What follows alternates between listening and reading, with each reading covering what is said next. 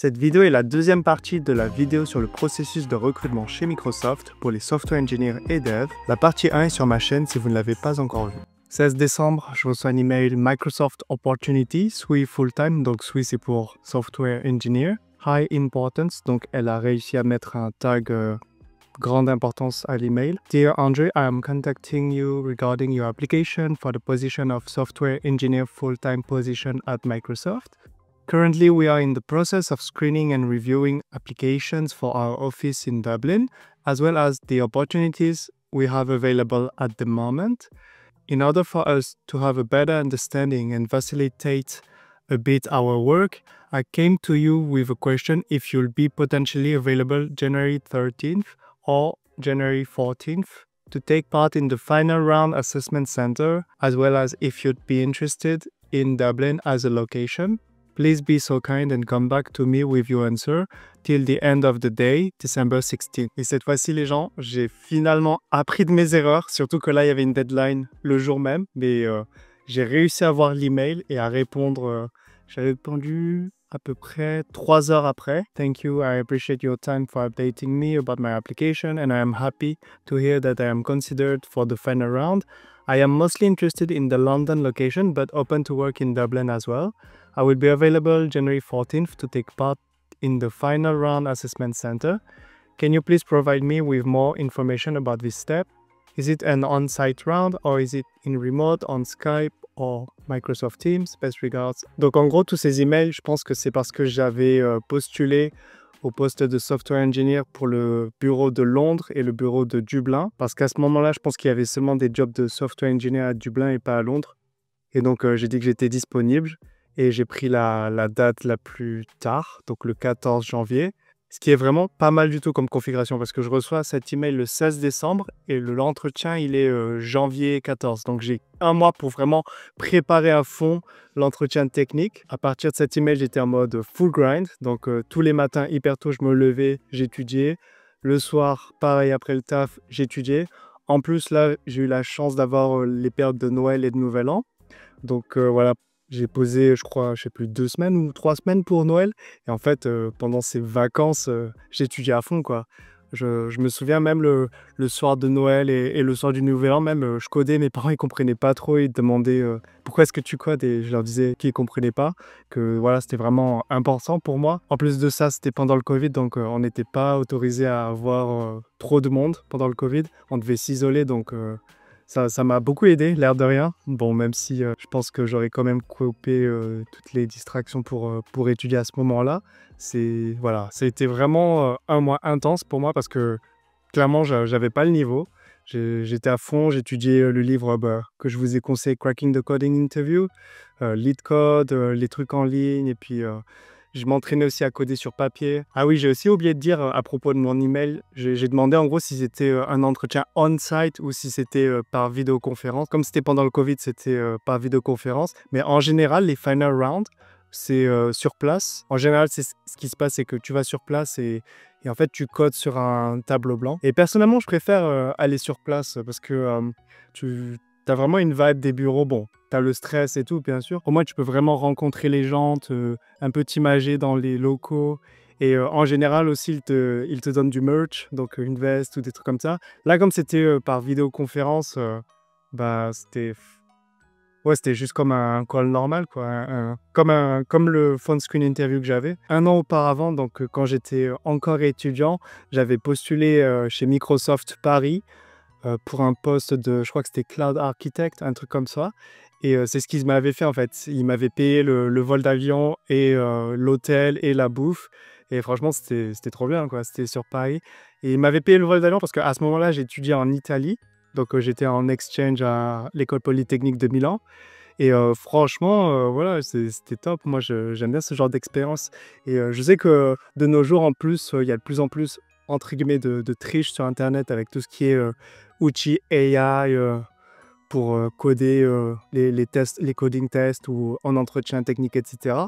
Et je pense que ce qui va se passer, c'est tout simplement, ils vont refaire les interviews on-site parce que voilà, tu ne peux pas vraiment tricher quand c'est du on-site parce que c'est comme si vous avez déjà fait une prépa, c'est littéralement comme une call. Donc, on vous donne un problème et puis vous parlez, vous communiquez avec votre intervieweur et puis vous codez au tableau. Puis même, c'est plus simple, je sais pas, genre, il y a quelque chose quand tu écris du code sur un tableau blanc. Bon, avant, je détestais quand j'étais étudiant, je m'en souviens, vraiment, je me disais ça sert à rien. Mais il y a quelque chose, en fait, quand tu écris sur le tableau, tu réfléchis beaucoup plus avant d'écrire du code. Alors que, je sais pas, sur le clavier, j'ai l'impression que tu peux effacer rapidement, facilement, donc tu écris un peu à la vite fait, n'importe quoi des fois. Alors que quand tu écris avec un stylo, franchement, je réfléchis beaucoup plus avant d'écrire du code, parce que sinon je me dis, ah ouais, il va falloir que j'efface, ça va faire ça, je vais me salir les mains ou je sais pas quoi. Enfin bref. Donc voilà, pour toutes les entreprises qui ont peur de tout ce qui est cheating pour les interviews techniques, bah, il suffit de faire du on-site. Bon, ça coûte beaucoup plus cher par contre, c'est pas comme juste un call en ligne, ça c'est sûr. Mais bon, ça fait une bonne expérience. Et puis pour nous, ceux qui se font interviewer, bah, franchement, ça nous fait une journée entière un petit peu partout. Je m'en souviens, je visitais Paris à ce moment-là. Parce que l'entretien, c'est bon, plusieurs heures, mais c'est pas, en général, c'est pas toute une journée. Donc j'ai l'entretien le 14 janvier, j'ai accepté l'invitation pour le 14 janvier. Et le 8 janvier, je reçois un email de Microsoft. Donc 8, c'est à peu près 6 jours avant mon entretien technique. Je reçois l'email en fait de logistique avec tout ce qu'il faut faire. Donc voilà, je vais vous le mettre rapidement avec un peu peut-être des trucs cachés vite fait. Mais en gros, il y avait 2 cohortes ce jour-là, donc le matin et l'après-midi. Et moi, j'ai décidé de prendre la cohorte du matin parce que je suis beaucoup plus à l'aise le matin. Je crois que j'avais lu une étude, statistiquement, tu réussis mieux tes entretiens le matin. Enfin bref. Et du coup, mon entretien technique, voilà, ça commençait à 8h30 et ça finissait à 12h15. Donc je pense que le mieux, c'est que je vous explique un petit peu comment ça se passe, ce genre de choses, et comment moi je l'ai vécu personnellement. Donc c'est le final round. C'est si tu réussis ça, bah, tu as le taf, en gros. Donc comment ça se présente, en fait? L'entretien technique, le final round, il y a 4 entretiens techniques, back to back. Donc c'est-à-dire, tu les enchaînes avec 15 minutes de pause. Bon, j'ai super mal expliqué, je vais essayer de réexpliquer. En gros, on a 4 entretiens techniques qui sont consécutifs. Chaque entretien dure 45 minutes et on a 15 minutes de pause entre les entretiens. Donc, comment ça se passe le jour J pour l'entretien? Donc, j'avais bien dormi la veille. Ça, c'est vraiment le plus gros conseil que je peux donner à tout le monde. C'est vraiment bien dormir la veille, pardon. Et voilà, se réveiller à l'heure et se connecter au lien un petit peu avant. Donc, comme vous pouvez le voir, mes entretiens ils commençaient à 8h30, mais j'avais le kick-off meeting à 8h15. Et ce qui se passe, c'est que je ressens grave la pression parce qu'en fait, tu cliques sur le lien, ça te fait joindre une salle de vidéoconférence virtuelle, bien sûr. Et en fait, dans la salle, tu vois tous les candidats qui ont atteint le final round. Et tu vois qu'ils viennent d'Inde, d'Afrique, d'Europe de l'Est, même je crois certains US, Canada. Et en fait, tu vois tous les candidats du final round. Donc c'est assez impressionnant. Après bon, ça reste un vidéo call, quoi. T'es pas sur place. Je pense sur place, ça doit être encore plus impressionnant parce que t'as tout le monde. Et ouais, je me sentais comme dans un shonen comme Hunter x Hunter ou Naruto, ceux qui ont la ref. Et là, il y a la big boss des recruteurs qui parle et je me souviens encore de tout ce qu'elle a dit parce que ça m'avait un peu choqué. Je l'ai noté pour pas oublier. Bonjour à tous, merci d'avoir pris le temps de candidater pour Microsoft. Si vous êtes dans le call aujourd'hui, c'est que vous avez atteint le final round d'interview pour les postes de software engineer chez Microsoft. Vous pouvez déjà être fier de vous d'en être arrivé jusque-là.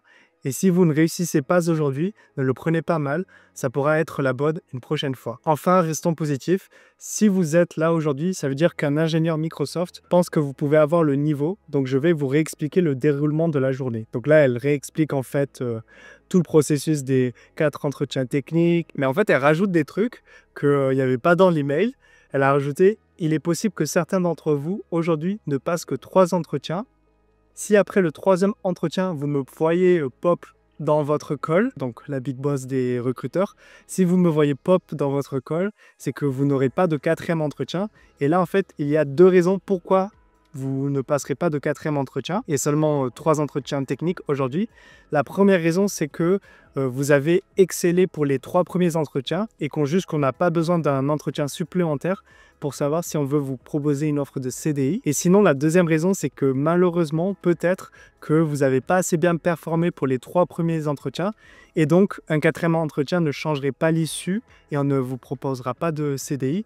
mais vous pourrez toujours repostuler dans 1 an. Donc voilà, c'est les 2 raisons pour lesquelles on aurait pu avoir que 3 entretiens techniques au lieu de 4 comme planifié. Et ensuite elle dit que voilà, de manière générale, la majorité des personnes dans le call aura 4 entretiens techniques, mais juste voilà, pour pas que vous ayez peur, je vous préviens que certains peuvent en avoir que 3.